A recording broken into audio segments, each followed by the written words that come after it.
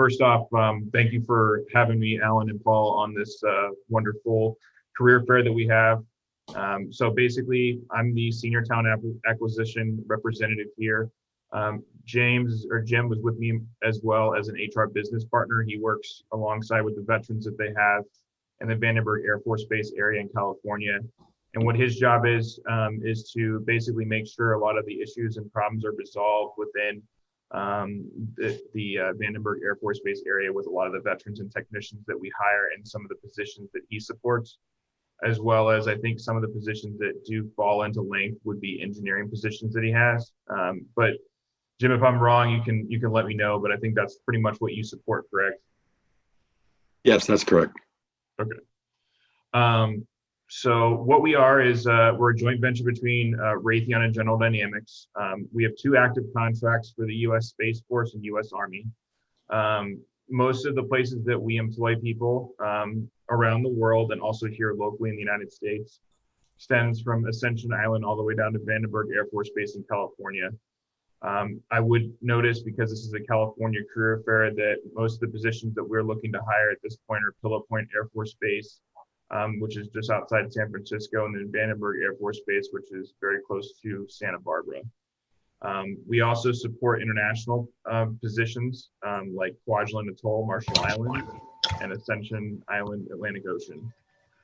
Both these areas, we do hire a lot of veterans because a lot of the people that we have transition out of the military or the Air Force, and they're looking for positions that we, as most of what we support, already has skill sets that are applicable to the type of work they've already done on these, installations or projects that they've worked on with the military or the Air Force.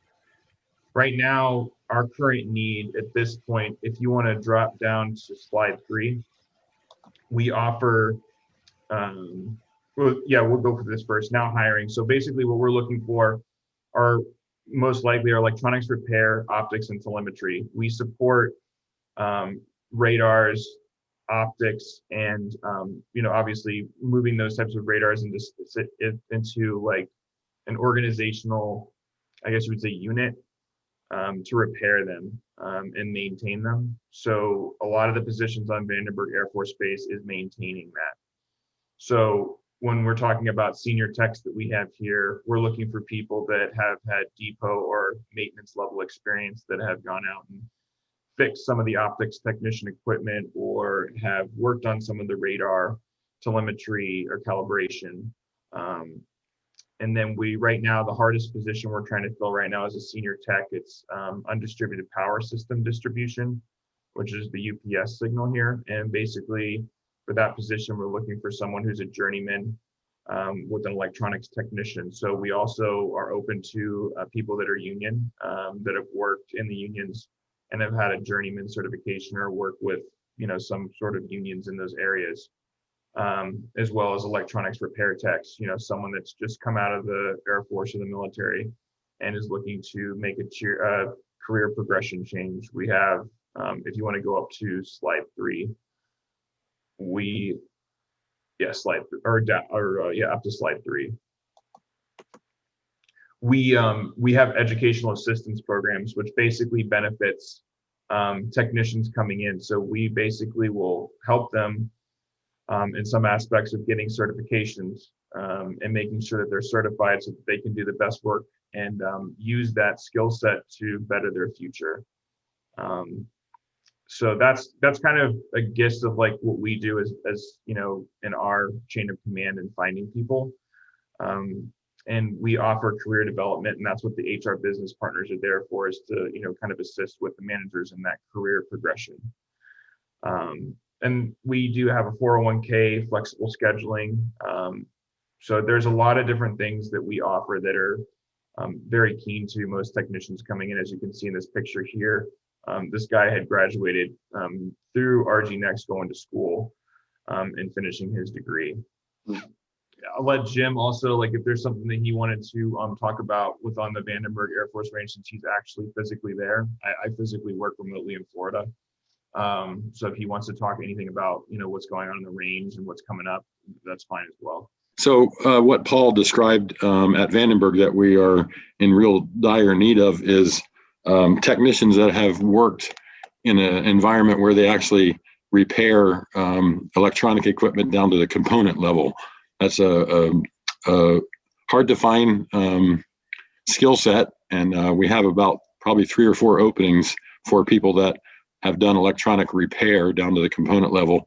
The position at Pillar Point is a technician position, and it would require, all these positions, by the way, require a security clearance. So hopefully with people that are veterans, that won't be as difficult for them to attain.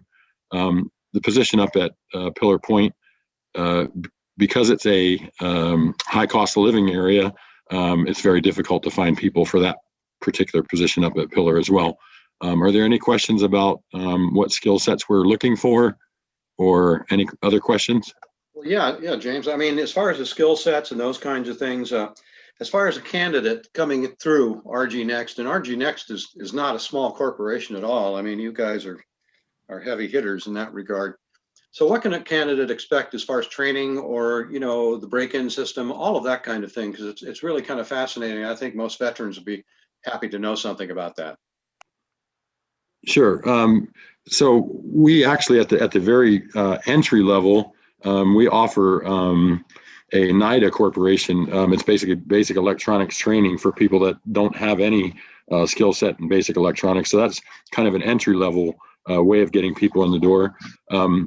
We for our positions that were listed there, we're looking for people that already actually have that skill set in order to bring them aboard. But we do have a program when we have positions open where people can come in at an entry level and basically learn basic electronics in a school setting, if you will.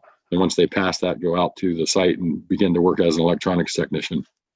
Yeah, the reason I ask that is because I see so many veterans, and I said this with another one of our presenters and that kind of thing, that a lot of people in the civilian world don't understand just how much responsibility some of these enlisted people, and of course officers, have in the field as far as what they're responsible for, not only just in leadership, but technology, all of that kind of thing.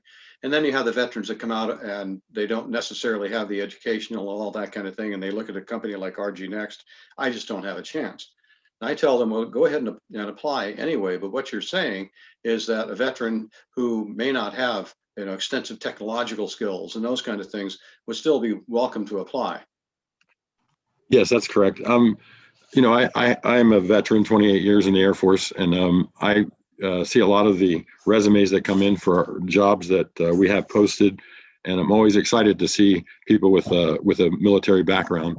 You know, not only their just general things like their ability to understand, you know, promptness and being at work, all the good skill sets that people have in the working environment. They bring that already to us, and their experience. It may not be directly related to what we want, but there are a lot of jobs out there that people are getting out of the military that may be able to, you know, get in. We may be able to get them in the door, even if they don't have that direct experience that we're looking for. That's so true. And, you know, the other challenges with RGNext, you mentioned Pillar and you mentioned Vandenberg and those areas down there, is the cost of living. And I have so many younger veterans who come through here. Very, very hard place to go ahead and establish themselves and those kinds of things.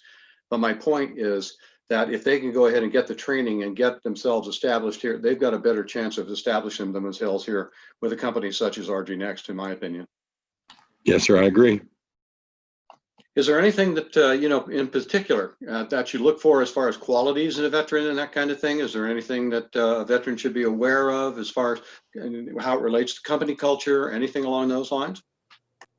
You know, I can't think of anything specific. Obviously, we have interviews with the candidates when they apply, and we, you know, just ask them to be themselves, and that's always the best advice for them to just, you know, be themselves and tell us all about themselves and what their goals are. Sure. Well, how many employees do you have here in you know, Santa Barbara and Pillar and these areas in your what's the So we have 500 about 500 people at Vandenberg. And we have another I want to say 15 people up at Pillar Point. So that's just here at Vandenberg. Also, as you may know, the eastern The East Coast has the Eastern Range, Patrick Air Force Base, and Cape Canaveral. There's another 500 there as well. Mm-hmm. Um, Let's talk about security clearances for a minute, because I know that should be on the radar over there. But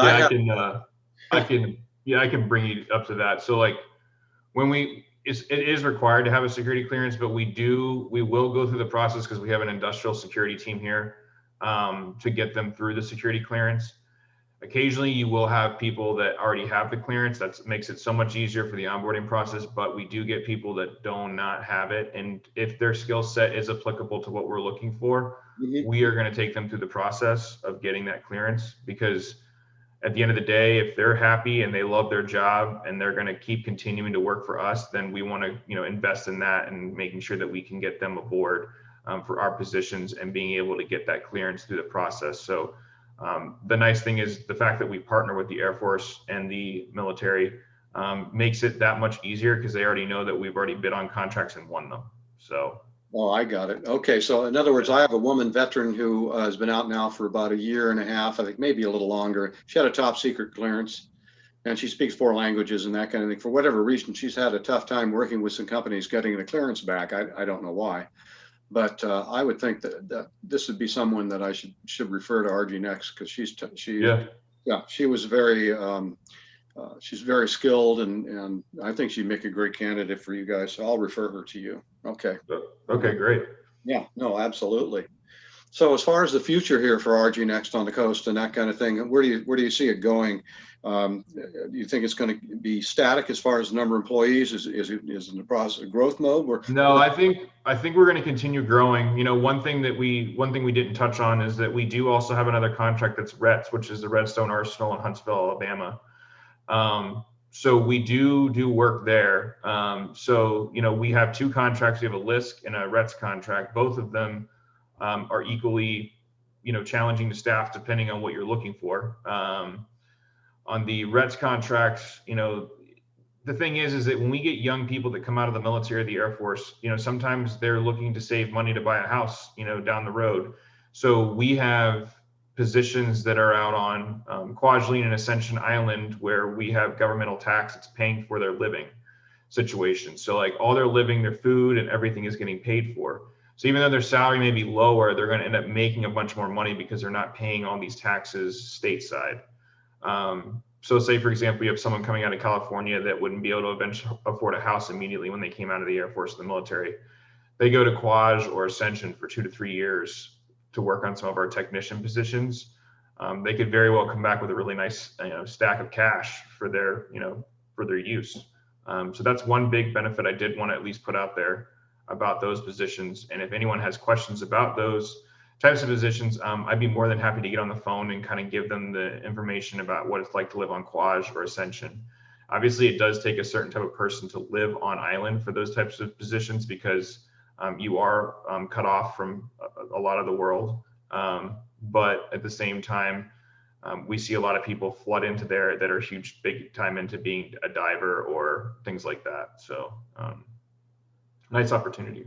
I think that's a really attractive benefit for anybody. I mean, I would think that doing that, not only advances your career, but advances your lifestyle as well. And that's rare when a corporation can go ahead and offer that. I think that's a really. Yeah, we have senior level positions and above will have an accompaniment. So like if they're married and they have a wife and kids, they do have schools on island, and they do have a way for them to be accompanied on there, and that's full paid, like all the living is paid for.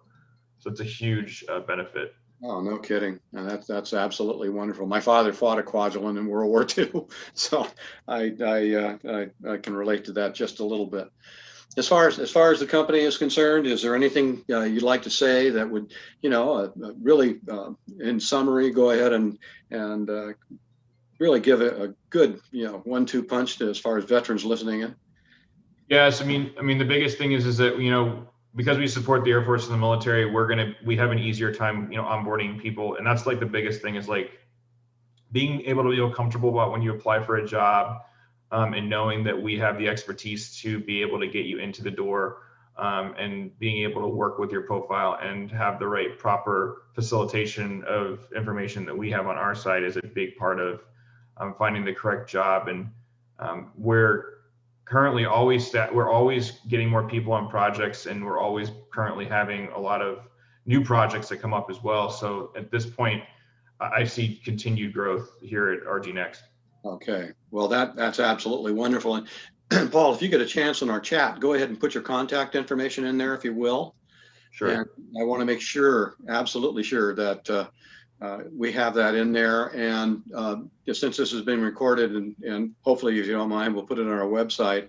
I just think it's really important that people know how to reach out to you. And of course, for all of us listening here, and certainly with the collaborative, we'll know how to get in touch with you too, in case we might have some other referrals and things along those lines. But it's always a pleasure to work with you. I've enjoyed working with Stacy. I've enjoyed the relationship that we've had for the last few years at the Resource Fair. And anything the collaborative can do to help you, we will. And we're so happy to have you as a member of the collaborative. It's a feather in our cap. And we want to thank you and James for attending today. Next time I'm in California, which it could be a while because of COVID, but I'll try to swing by where you guys are. Oh, that'd be wonderful. And we'd welcome you with open arms. Might even include a meal with that, Huh? Oh, nice. Might have some West Coast seafood or something, huh? Yeah, that would be awesome. Okay. Oh, and just a question for you. Did you have to come from Florida to get that free meal? Just kidding. Yes, absolutely. I'm sure Jim will come too. It looks like Brian has a question. If you don't mind, Brian, if you'll put that in the chat, I'm happy to read that out for you. Yeah, I can see the question here. It says, so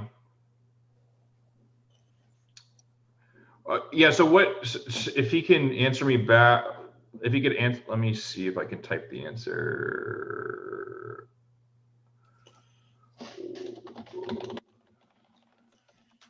Yeah, I'm going to type it here. Okay. He's asking, he would like a number to speak about a position that he was selected for, and he's waiting for the clearance. So perfect time Sure. to ask that question.